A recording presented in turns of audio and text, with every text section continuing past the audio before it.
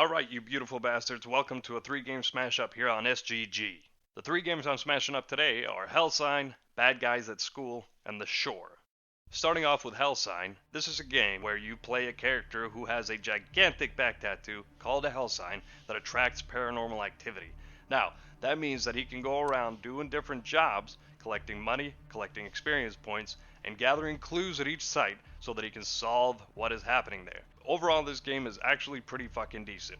The inventory system is pretty basic, your skills tree is really basic, the depth of equipment is pretty decent. It seems like you have a pretty good array of things that you can choose to detect the paranormal activity and deal with it in certain ways. As far as the story of this game goes, it felt pretty superficial. It didn't seem like that was the main focus of this game, but rather the grinding nature of solving cases, earning XP, and getting money. Overall, the entire experience of HellSign was a positive one.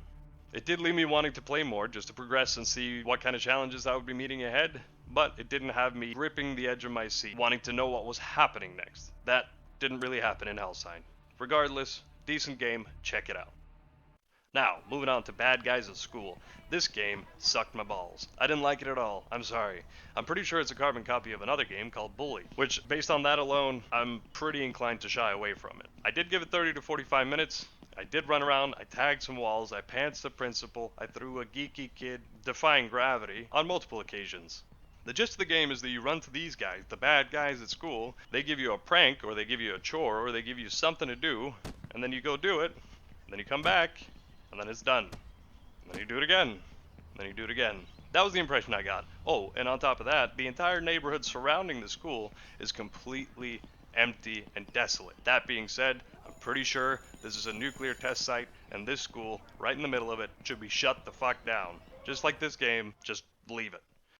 Now, I'm gonna slow my cadence down slightly now, because this game was wonderful. The Shore had me on the edge of my seat. The story was unfolding at a good pace, regardless of me only playing for 30 to 45 minutes. I feel like I got into the meat of what the story is. On top of that, it seems to be rife with Cthulhu mythology. That seems to be the center focus of the game's story, and in my book, that is a huge positive. Any game with a Cthulhu theme to it is generally going to be right up my alley, especially if you like dark, graphic, psychological horror games. This one is most likely going to be right up your fucking alley. The controls were real basic, real easy. It lends itself to the immersive experience this game offers, because it absolutely does place you in the moment in the game. The only thing that took me out of it was the fact that there seemed to be invisible walls pretty much everywhere. Now that aside, the audio in this game was incredible.